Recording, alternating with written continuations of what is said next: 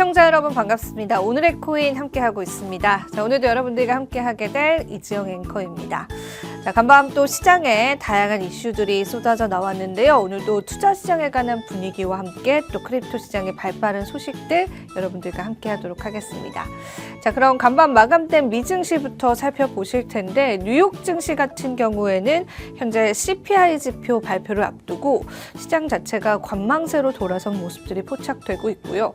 다우존스는 특히나 9거래일 만에 하락세를 나타내면서 사상 최고가를 꺾여가면서 또 앞으로의 방향성에 관해서 많은 고민이 드는 시점인 것 같습니다. 나스닥 지수는 이제 기술주들의 상승 그리고 밈주식들의 상승으로 상승 마감한 모습 보여줬고요. S&P 500 지수 역시도 하락하면서 전반적으로 혼조 마감한 모습 보여줬습니다. 국채 수익률은 소폭 내려섰지만 그래도 여전히 우리가 만족할 만한 수준은 아니죠. 달러도 소폭의 조정세를 겪었고 골드 같은 경우에는 소폭 상승하면서 시장 자체가 전반적으로 좀 혼조세로 마감된 모습이다라고 보시면 되겠습니다. 자, 그럼 글로벌 시가총액으로 넘어가서 글로벌 시가총액 속에서 비트코인의 위치도 한번 확인해 보겠습니다. 간밤 나스닥 지수에서 기술주들의 상승이 좀 눈에 띄었었는데 골드가 단연 1위를 차지하고 있고 마이크로소프트와 애플 그리고 엔비디아 순으로 시가총액 상위를 차지하고 있습니다. 비트코인도 이제 간밤에는 소폭의 오름세를 나타내긴 했었지만 가격 변동성이 크진 않았기 때문에 어제와 대비했을 때 실버와의 격차가 그리 크게 나는 상황은 아니고요. 현재 비트코인 실버 다음 순위를 차지하고 있습니다. 그 다음으로는 이제 메타 플랫폼과 버크셔 해서웨이가 각각의 순위를 차지하고 있습니다. 비트코인의 상승률과 함께 또 글로벌 시가총액 속에서의 위치도 여러분들이 주목을 해보시면 좋을 것 같고요. 자, 그럼 간밤에 또 가격 변동성은 있었었는지 우리의 히트맵을 통해서 비트코인 시세도 같이 한번 살펴보도록 하죠. 네, 비트코인이 현재 방금 전이었습니다. 63,000달러 선 도달해주면서 63,040달러 선에서 현재 거래되는 모습 포착되고 있고요. 이더리움이 2,950달러 선입니다. 비트코인에 대비해서는 못 미치는 상승을 나타내고 있습니다. 알트코인들 흐름들 보자면 이제 솔라나 코인이 간밤에 1%가량 상승이 나와서 147달러 선에 현재 머물러 있고요. 리플 코인은 여전히 좀 잠잠한 흐름들 이어지면서 0.5달러 나타내고 있습니다. 그간 하락폭이 컸었던 도지코인이 밤사이 5%가량 만회하면서 0.149달러에서 현재 거래되고 있고요. 전반적으로 알트코인들 보합권 나타내고 있고 비트코인만 2%가량의 상승을 나타내고 있고요. 시장의 전반적인 마켓캡 약 1%가량의 상승률을 나타내고 있습니다. 앞으로의 또 상승 흐름들도 체크를 해보셔야 될 것 같고요. 자, 우리 크립토 시장에서는 또 악재가 될 만한 뉴스들, 또 호재가 될 만한 뉴스들, 다양한 뉴스들이 나왔는데요. 실질적으로 가격 변동성에 영향을 줄 만한 큰 뉴스들은 없었습니다. 그래서 하나하나 소소한 뉴스도 여러분들이 잘 소화하시면서 또 이 시간 잘 견뎌보셨으면 좋겠습니다. 자, 오늘도 함께해 주실 퍼즈 각도선의 오즈파트너스 퍼즈 대표님 바로 한번 모셔볼게요. 대표님 반갑습니다. 네, 안녕하세요. 퍼즈입니다. 오늘도 도움되는 자료 많이 가지고 왔으니까 매매 전략을 세우시는데 꼭 도움이 되었으면 좋겠습니다. 네, 오늘도 일주일 만에 또 찾아주셨는데 또 분석들을 오늘도 많이 준비를 해주셨습니다. 자, 오늘은 우리가 어떤 분석들 퍼즈님 바로 받아볼까요? 일단은 비트 얘기를 좀 해야 될 것 같고요. 그래서 네. 이제 비트가 뭐 유의미하게 움직인 건 아닌데 그래도 이제 하락 추세잖아요. 좀 하락 추세인데 네. 하락 추세에서 상승 추세로 전환하려면 어떠한 과정들을 거쳐야 되는지 네, 이런 거 잠깐 다루고 그 다음에 그 리플에 관한 얘기를 하려고 하는데 때마침 그 피터 브렌트라고 네, 유명한 분석가시죠. 많이 들어오셨죠? 많이 트위터에서 많이 봤습니다. 네, 맞습니다. 그래서 그 이제 최근에 비트코인이 고점 찍은 것 같다. 오, 그렇게 또 분석이 나왔나요? 소개 직접 해주셨잖아요. 뉴스 소개를. 아, 제가요? 제가 예전 분석을 해주신 것 같고 최근 분석은 그래요? 안 했던 것 같은데. 그래, 한 일주일 전인가? 네. 근데 그 기사는 본 것 같아요. 네네네. 네. 그리고 이제 그 피터 브렌트 아저씨가 이제 뭐 비트코인 하락장을 맞췄었던 뭐 분석가다 뭐 이런 식으로 오. 알려져 있는데 근데 그 아저씨 말이 원래 맨날 바뀌어요. 그러니까 말이 잘 바뀌셔가지고 어느 순간부터 제가 다루지 않았던 것 같습니다. 네네 말이 자주 바뀌어요. 네. 근데 이제 그 아저씨가 이제 떨어진다고 이제 얘기를 해서 그래서 이제 막 그 여기 기사로도 많이 나고 그랬었는데 기사 많이 난 것 네. 같아요. 근데 이제 한 일주일 뒤에 내가 지금까지 요 거래를 한 몇십 년 했는데 최고의 자산은 비트코인이다. 뭐 이러면서 또 올렸었어요. 아, 그렇죠. 네, 그래서 이런 거 일희일비할 필요는 없지만 어제랑 그제 리플에 관해서 요 피터 브렌트 아저씨가 굉장히 세게 발언을 했었어요. 그건 저도 못 봤네요. 네, 그래서 이따가 좀 소개를 해드리고 어떤 걸 보고 그렇게 얘기를 하는지 그다음에 정말 세게 얘기했어요. 아예 뭐 간단히 얘기하면 끝났다 뭐 이런 거. 뭐 그렇다기보다는 리플 강세론자들을 쿡쿡 찌르는 건 재밌다. 그러니까 이제 걔네들을 긁는 건 우리말로 얘기하면 걔네들을 조롱하는 것은 너무나 재밌다. 네, 뭐 기분 나쁠 것 같은데요. 리플 보유자인데요, 저. 저도 있어요. 예. 근데 네. 어쨌든 그런 것들을 조금 소개하면서 뭘 보면서 그런 얘기 했는지 그다음에 리플 차트 관련해서도 좀 얘기를 하도록 하겠습니다. 먼저 비트코인부터 네, 비트코인 볼까요? 먼저. 네. 그러니까 알트코인들이 궁금하실 수 있거든요. 저도 이해해요. 이해하는데 근데 그래도 비트코인이 훨씬 더 중요해요. 그러니까 맞아요. 그 비트코인이 떨어져도 올라가는 알트코인들이 분명히 있겠죠. 몇몇 개는 있을 거예요. 근데 그거는 정말 소수고 그런 걸 기대하기보다는 이제 비트코인이 방향을 위로 좀 잡고 안 그러면 적어도 위로 갔다가 횡보하는 순간에 내 알트코인이 언제 어디까지 갈까 이런 걸 파악하시는 게 훨씬 더 중요하다라고 말씀드릴 수 있겠고 일단 차트를 한번 같이 보시면은 이게 이제 주봉입니다. 주봉이고 제가 이제 지난주에 했던 얘기 아마 기억나실 건데 지난주에 주봉인데 요 선이 뚫렸기 때문에 요렇게 여기 이 라인까지 간다라고 말씀드렸고 맞아요. 그래서 얘가 아슬아슬하게 여기서 걸쳤다. 그래서 요거를 지지받았다라고 봐도 될 것 같은데 이거는 로그 차트고 선형 차트로 보면 좀 약간 또 있거든요. 이격이 좀 있어서 선형 차트로 보면 모르겠다. 해서 이제 그 예전 같았으면은 더 내려갑니다. 요 라인까지 갑니다라고 확실하게 말할 수 있었다면 이제는 언제 올라가도 이상하진 않다. 네, 이렇다라고 제가 약간 확률이 조금 변한 거다. 이렇게 이제 말씀드렸던 게 기억나실 거예요. 그럼요. 당장 지난주였는데. 네네네네. 그러고 나서 이제 뭐 꼬리를 달고 위로 올라간 다음에 어쨌든 뭐 일주일 정도는 꽤 많이 좀 떨어졌는데 근데 그렇다고 해서 뭐 추세를 바꾸거나 저점을 깨거나 이러한 움직임은 아니었어요. 그래서 큰 틀은 똑같아요. 뭐냐면 여기서 그냥 올라가도 이상하지 않고 여기서 지지를 받고 이렇게 지지를 받고 올라간다라고 봐도 이상하지 않고 그게 아니고 그냥 선형 차트로 봤을 때는 한 번 더 떨어진 다음에 올라가도 이상하지 않고 네 이런 상황이에요. 근데 추가적으로 더 많이 떨어지는 경우 이 라인까지 뚫고 떨어지는 경우의 가능성은 굉장히 낮다. 그래서 뭐 한 번 더 떨어지면 추가적인 매수도 한번 생각해 볼 수 있겠고 제가 이제 지난주에 매매 전략을 얘기하면서 말씀드렸었는데 그냥 이제 코인을 많이 갖고 계신 분들은 조금 남은 현금 가지고 좀 더 떨어지면 사거나 저점에서 매수를 한번 노려보셔라. 못 사도 상관없다. 왜냐면 있는 것만 가지고 수익 가져가면 되니까. 그리고 현금이 많으신 분들은 정리식으로 사면 좋겠다. 맞아요. 그리고 내가 샀다 팔았다 이런 걸 잘 못하겠다 싶으면은 그냥 가만히 있어도 괜찮다. 그냥 사갖고 그냥 버텨도 괜찮다.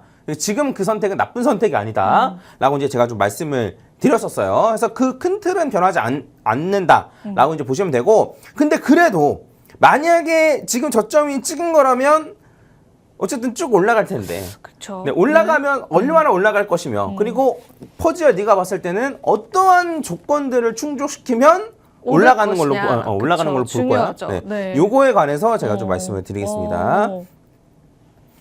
제가 지난주에 얘기했던 게 그 하나 더 있었는데 네. 뭐였냐면 이제 요 퍼즈 각도선이라면 퍼즈 각도선, 그러니까 하락에 대한 퍼즈 각도선을 제가 그려놨었어요. 그래서 얘는 뚫고 올라갔다. 올라왔네요. 얘는 뚫고 올라왔는데 요 볼린저 밴드 중심선은 못 뚫었다. 맞아요. 네. 기억나시죠? 네. 그래서 이제 지난주가 요쯤이었어요. 그래서 여기랑 여기 사이에서 왔다 갔다 하면서 떨어질 가능성이 높다. 라고 말씀을 드렸는데 지금 정확하게 여기랑 여기 사이에서 왔다 갔다 거리고 있죠? 그리고 어제도 종가 마감 해가지고 여기 결국 못 들었죠. 또 우연인가요? 네, 이거는 진짜 우연이에요.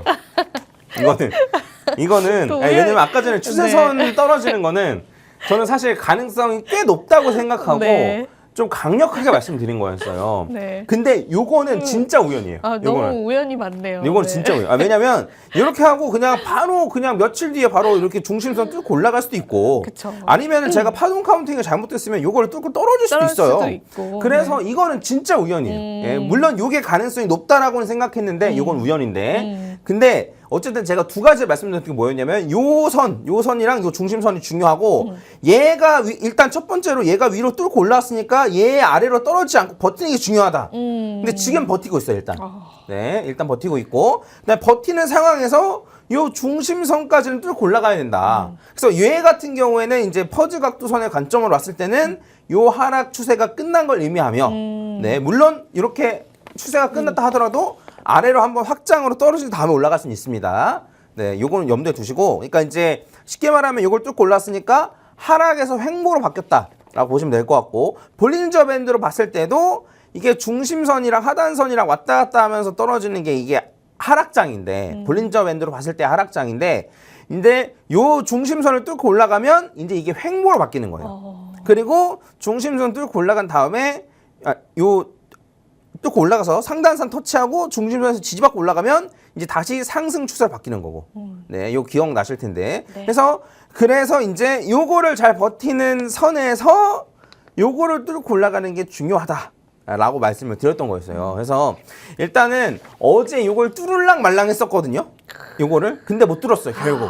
네, 이게 뭐 이제 우연이라고 말하면 좀 이상하긴 한데, 근데 이게 이제 요 비트코인 같은 경우에는 이제 30일 이동평균선에 잘 맞거든요. 그래서 여기에서 요거를 또 올라가는 게 중요하다라고 말씀드릴 수 있겠고, 볼린저 밴드가 이렇게 좁아지잖아요. 그래서 이게 만약에 여기서 더 좁아지면 사실 중심선의 의미가 없어져요. 너무 좁아지기 때문에. 그래서 여기를 뚫고 그냥 이렇게 변동수 크게 주면서 올라가 주는 게 베스트인데, 그게 여의치 않다라고 한다면 옆으로 조금 더 횡보하면서 그냥 요 사이에서 왔다 갔다 하면서 움직이는 것도, 그러니까 쉽게 말하면 횡보인 거죠. 이렇게 움직이는 것도 좀 염두에 둬야겠다. 그리고 여기서에서 저점이 갱신이 되면, 여기 저점 있잖아요. 네. 요 저점이 갱신이 되면 여전히 요 하락 추세는 유지다. 그래서 결과적으로는 중심선을 일단 뚫고 올라가는 게, 뚫고 올라가면 상승 아니면 횡보잖아요. 그래서 일단은 뚫고 올라가는 게 중요하다. 그리고 일단은 요거를 뚫고 올라가면 그러면 어디까지 갈 가능성이 높냐, 요거까지 말씀드리면 요거는 중요하죠. 요거는 네. 행복 회로입니다. 여러분, 행복 회로예요. 너무 믿지 마시고 나중에 회로입니다. 나중에 네. 또 수정해 드릴 거니까. 해서 이게 만약에 저점이라 친다면 얘가 지금 1, 2 한 다음에 추가적으로 3, 4, 5로 올라갈 가능성이 있어 보이거든요. 그래서 이렇게 올라간다고 치면은 한 361.8 자리가 한 89,000 달러. 해서 그래서 한 9만 달러 정도까지는 9만 가지 달러. 않을까 싶고, 9만 달러까지 간다라고 하면 네. 확실히 비트코인 정고점을 넘은 거예요. 와, 확실하게. 네, 확실하게. 그리고 제가 이제 자주 말씀드렸지만 비트코인이 요 정고점, 쉽게 말하면 이제 요 직전에 있었던 고점, 직전 여기 고점. 지난번 네. 불장에 있었던 고점을 얘기하는 겁니다. 여기를 확실하게 뚫고 올라가면, 요때 오르려는 시도를 했으나 못 뚫었다고 말씀드렸어요. 맞아요. 실패했다. 네. 요거를 확실히 뚫고 올라가면 단기간 안에 2배가 된다라고 말씀드렸던 거 기억나시죠? 네. 근데 이제 요거를 오해가 있을 수 있어서, 왜냐면 제가 그때도 뭐라 그랬냐면, 좀 어그로를 끌어야 되니까 한 달 안에 2배 간다라는 썸네일을 쓰겠다고. 맞아요. 네. 제가 여기 방송에서 얘기했었거든요. 네. 썸네일은 그렇게 쓸 거다. 네. 근데 썸네일 중요하죠. 네. 네. 근데 썸네일만 보셨구나. 아니면은 영상을 보셨어도 이해가 잘 안 갔을 수도 있잖아요. 그쵸. 네. 그러면 오해하실 수도 있는데, 있죠. 네. 당장에 한 달 안에 2배 간다, 요 얘기가 아니고, 요 고점을 확실히 정고점을 뚫고 확실히 뚫었을 네. 때. 확실히 뚫고 올라가면 단기간 안에 2배가 가더라. 과거의 패턴상 그랬었다라는 걸 말씀드린 거고, 요번에도 전 그렇게 될 가능성이 높다라고 보고 있습니다. 그래서 일단은 중심선을 뚫고 올라오는 게 첫 번째. 네, 그러니까 이제 중심선을 뚫고 올라오면, 그러니까 연쇄적으로 되는 거거든요. 중심선 뚫고 올라가면 9만 달러까지 갈 가능성이 높고, 9만 달러까지 가면 단기간 안에 2배가 될 가능성이 높고, 이게 이게 하나하나 도미노처럼 되는 거라서 일단 중심선을 뚫고 올라오는 거를 최우선순위로 보시면 좋지 않을까 싶습니다.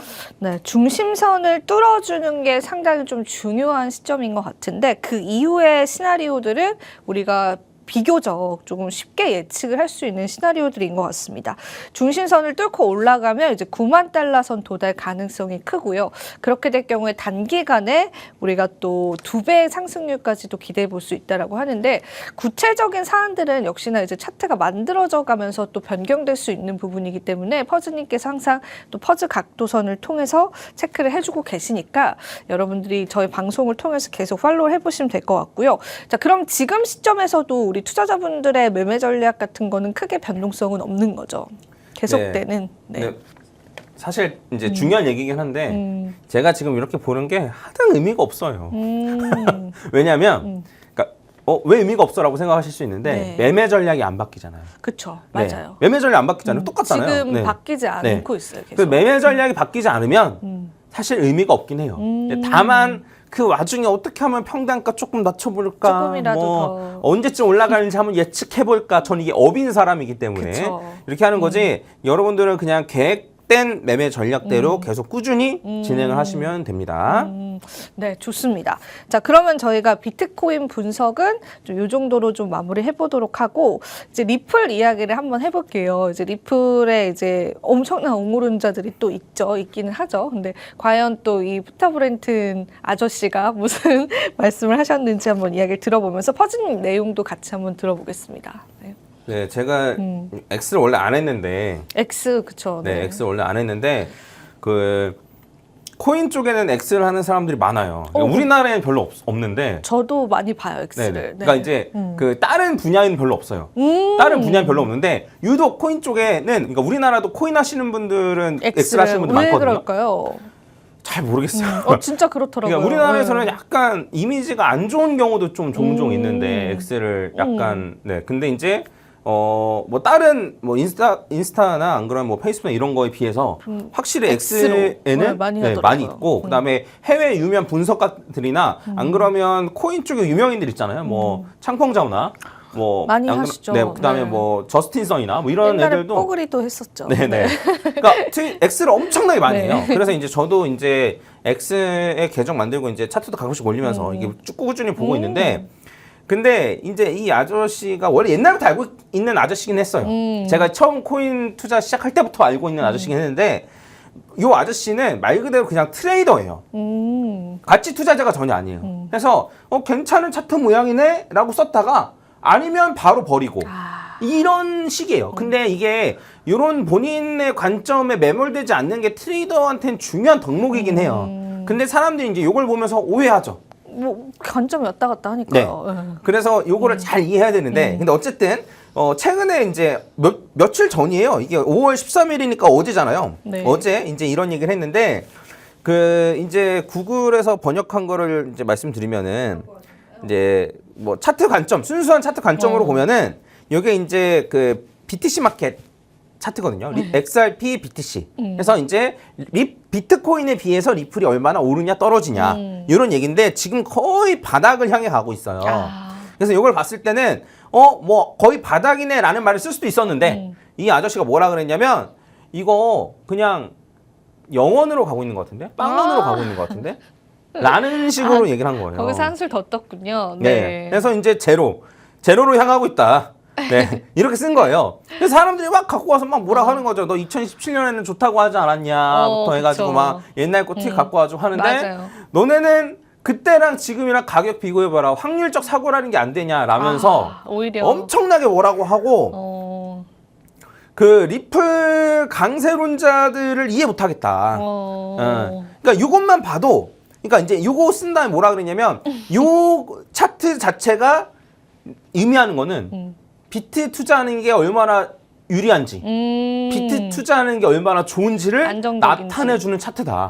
그러면서 이제 비트 강세론자들은 아니 이렇게 차트가 나와 있는데 비트보다 요 상승률이 좋았던 적이 없는데 몇 달 안 되는데 그 리플의 강세론자들 뭐 하는 애들이야? 이런 식으로 이제 얘기를 했었거든요. 그래서 이제 확실히 보면은 요 비트코인 대비해서는 지금 많이 떨어져 있고, 근데 제가 봤을 때 어찌 보면 바닥 근처이지 않을까라는 생각도 들거든요. 리플이 지금요? 네, 그러니까 이제 비트코인 대비해서 비트코인 차트로 보면은 요 차트를 보시면은 얘가 지금 네 요렇게 지금 움직이고 있으니까 이런 걸로 봤을 때는 거의 박스권의 바닥 근처에 와 있는 게 아닐까라는 생각도 들긴 하거든요. 근데 맞아요. 이제 저는 리플 갖고 있는 입장에서 좀 재빨리 올랐으면 좋겠다라는 생각이 좀 들고 아픈 손가락입니다. 네, 그 제가 예전에 리플에 대해서 어떻게 얘기했는지를 잠깐 말씀드리면 안 좋게 얘기하셨던 것 같은데요. 맞아요. 그러니까 소송은 이긴 게 맞다. 맞아요. 기억나시죠? 네. 네, 소송은 무조건 이겼는데 그래서 이제 지금 뭐 항소하고 합의하고 뭐하고 이런 거는 중요하지가 않다. 사실 그쵸. 그래서 요 리플 요 판결문까지 해석해가면서 봤던 입장에서 기사만 그냥 몇 개 본 게 아니고 네, 판결문까지 다 해석해가면서 본 입장에서 리플이 이겼어요. 그러니까 SEC가 그 태클 걸고 있는 거는 정말 일부분이에요. 얼마 안 돼요. 그래서 이게 얼마 안 되는 게 합의가 되든 뭐하든 물론 호재긴 하지만 그 호재의 영향은 좀 크지 않을 거다라고 이제 말씀을 드렸었고, 근데 그럼에도 불구하고 많이 오르지 않았기 때문에 근데 나중에 가면 올라요. 나중에 가면 비트코인이 고점을 찍고 난 이후에는 급격하게 오르는 시기가 있을 거예요. 근데 그 전까지는 비트나 이더의 상승률 기대치가 더 좋다. 그래서 제가 말씀드렸던 건 뭐냐면 리플을 적립식으로 비트로 바꿔라. 기억나시죠? 네. 적립식으로 한 뭐 100만 원 있으면은 뭐 일주일에 10만 원어치씩 해서 뭐 그 비트코인으로 바꾸던가 이더리움 바꾸던가 이렇게 적립식으로 바꿔라라고 말씀드리면서 뭐라고 말씀드렸냐면 쉽지 않을 거다. 그렇죠. 왜냐면 내 리플은 여기 있는데 저렇게나 많이 오른 비트코인이랑 이더리움을 바꾸라고 쉽지 않을 거 알아요. 근데 이제 한번 곰곰이 생각해 보시라고 이제 말씀을 드렸던 거였고, 맞아요, 네. 뭐 안 좋다 좋다 뭐 이런 걸 얘기하고 싶은 건 아니고 제가 오늘 이제 말씀드릴 건 뭐냐면 그러면 언제 올라? 리플 언제 올라? 너무 모르겠어요. 답답합니다. 네. 투자자 입장에서. 한번 같이 네. 보도록 하겠습니다. 그래서 이게 리플은 이제 누구나 다 보는 선인데 그 지난번 있었던 고점, 지지난번 있었던 고점이 있어요. 그래서 이제 고점을 낮추고 있는데 이 고점에는 이 두 개를 이은 선이 이렇게 그릴 수 있거든요. 이 선을 그릴 수 있는데 이 선을 계속 못 넘고 있어요.